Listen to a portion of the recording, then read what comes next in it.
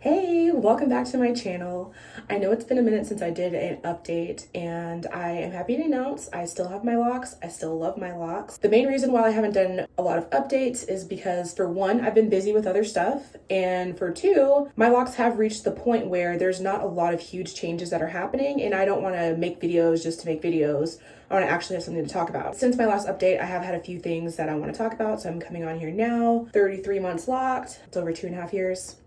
And I want to go ahead and just talk about a few things. So as you can see, my locks have gotten longer, as you might expect. One of the things that I have changed is I've added a new shampoo and conditioner. So I wasn't using conditioner at all for the longest while. I only started using it about 2 months ago. I've got herbal essences. It is the tea tree clarifying shampoo and the purifying tea tree conditioner. I started using the conditioner because at this point, my locks, I believe, would be considered mature locks, and they get very dry at the ends, especially when it starts getting colder. My locks were just at the point where just applying oil was not enough. And so I decided to take a chance and do some conditioner. I know I've seen other people who are locked use conditioner sometimes once their locks are more mature and they've not had issues. So I figured at this point it would be fine, and that was correct. If you have new locks, don't use conditioner. You want your locks to be getting tangled together. Like, that's the locking process, is the hairs tangling together. But once your locks have matured, again, my locks are over 2.5 years old now,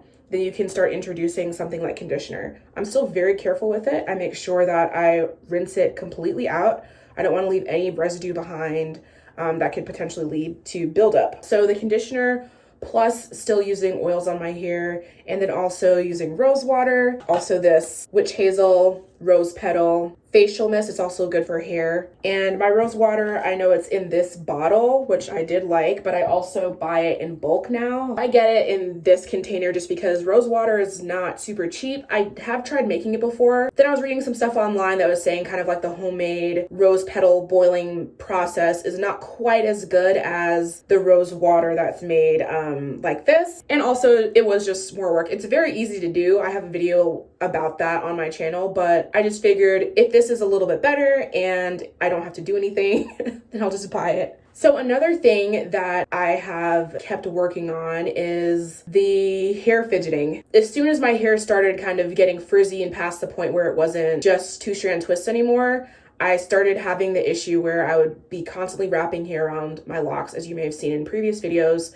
That hasn't completely gone away, but I have been working on it. You may notice that I have fidget rings now. Not all of these are fidget rings. Some of these are for other reasons, but I have fidget rings now, and that kind of helps distract me, because what it comes down to is having a very easy access thing to play with. But the reason why I'm playing with it is because I'm fidgeting. And so if I have something else around, I also have a fidget ball. I have one of these at work. Then I have something that I can direct my fidgety energy towards that's not my hair. Part of the reason why the habit was so hard to break is not just because it was, easy access, my hair's right on my head, but also because a small part of my brain was like, oh, maybe this is helpful. I'm wrapping the hair around the lock. I think it's helping. It's keeping them neat, right? It's not, especially with my hair maturing. I noticed that I would be wrapping my hair and it would be breaking. And I was like, this has got to stop. I can't do this. This is bad for my hair. It's not just like a quirky little habit. It's not great for my hair. So that's why I got the rings and the fidget balls. Also, fidget toys are just great in general for other reasons, but those have been very helpful in the battle against the hand and hair syndrome. And then also just accepting that it is actually not helpful for my hair. There's no part of it that's, like doing anything beneficial, really. The last thing I want to talk about is color in my hair. My hair has not been colored, but I do like having some options to play with. So I decided I was going to try adding some braiding hair to my locks. So I decided to go for Burgundy, and I just wrapped it around the lock. Maybe if I have a picture, I'll insert it here or something like that. That was a whole journey because I used nail glue to seal the ends, ended up getting nail glue on my fingers. Yeah, it was bad. So I decided, okay, maybe I should try just getting pre-made locks. It'll look a lot better, hopefully have a lot more durability, and I can avoid the whole sealing thing, because I know a lot of people seal braids with fire And I was not about to put a lighter next to my hair, especially because the way I did my lock wrapping, the end of the fake hair was very close to the end of my real hair, and there's just absolutely no way I was going to put fire next to my face and also next to the bottom of my real actual hair. So let me show you what I ended up trying instead. I used these Bobby Boss new locks. I'm sure whatever color you want, whatever brand you want, probably doesn't matter, but this is what I found at my beauty supply store and I really liked it. I'll definitely insert a picture of that. How I put them in was that I used some just little rubber bands, slipped the hair over one of my real locks, and then just rubber banded on the fake lock. This worked really well. The issue that I was having was when I was taking them out. So I was trying to find a balance between making sure the fake lock was secure enough that it didn't just like slide off of my hair, but I also didn't want to make it so tight that it was pulling on my real hair. Especially, I just interlocked my hair today, but especially before that, when there's a lot of new growth, there's a lot of hairs that are, sticking out of locks and can get caught in those little rubber bands easily.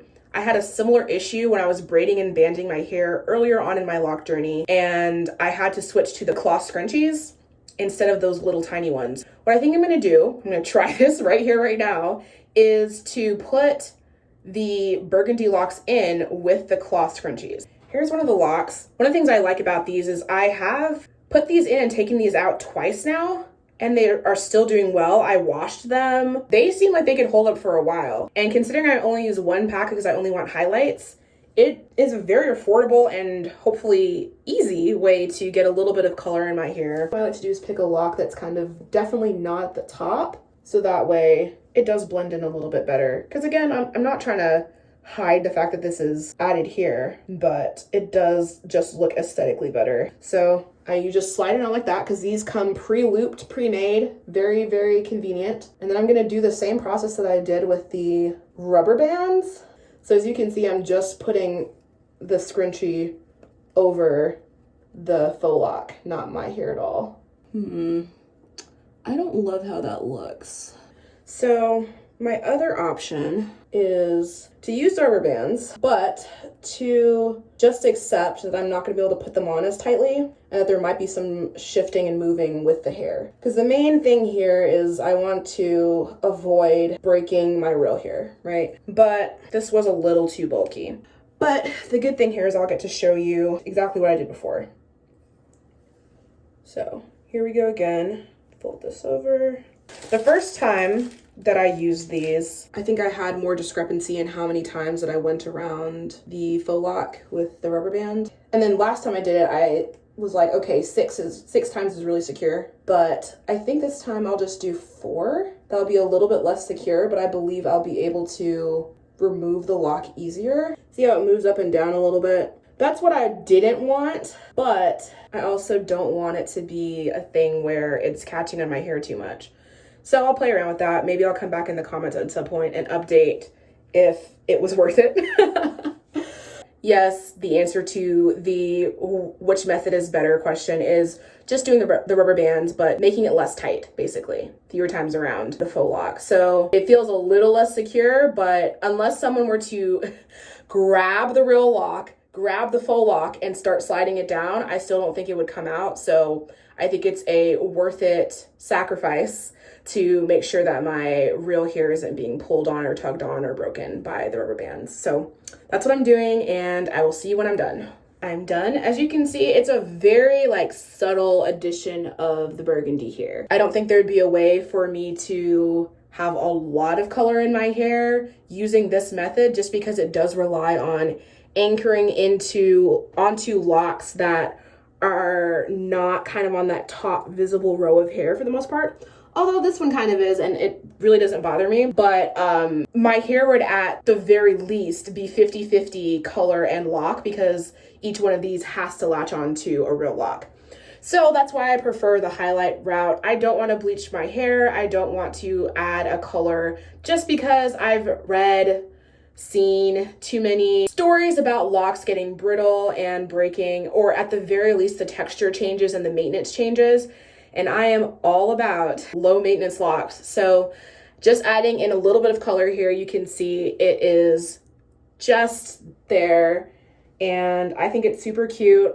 Gotten compliments on it, so you know, I'll show you kind of like how I like styling it sometimes. So this is why I like leaving the hair in the front alone, and then I can pull it back, and then that really lets the burgundy pop out a little bit more, and it is one of my favorite ways to wear my hair. It might be a while before I update again, just because I'm not here to make content just for content's sake. This is not my job, so I make videos when I want to make them. But yeah, the shampoo and conditioner, the fidget toys, and my little method for adding in color. One more update. Back when I got my locks combined for the second time, I had to use these tools right here to combine them.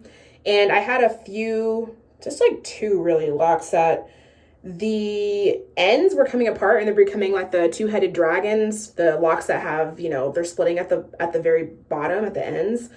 So I did go back in with this and merge them back together again. Hopefully they stay. If not, I didn't really mind it that much, which is why it took me so long to even get around to fixing it. But I figured I would give it a shot, especially because now that I've added conditioner, I was a little bit worried, oh, like what's going on here? Like, is the conditioner making them split? For one of them. The other one, it was just, I could tell it was just because it didn't combine before. That's pretty much the update on that. If you have enjoyed this video, I hope that you like and subscribe. I've got other videos on my hair journey from the very beginning. So I had natural hair my entire life.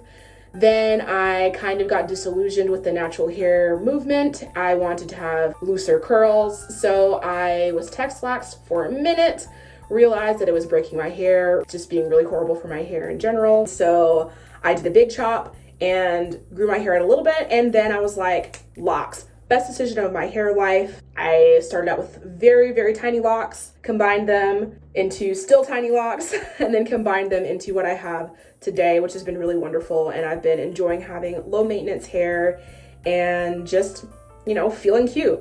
I also have some videos on books that I like reading and also baking cookies, because I do that occasionally.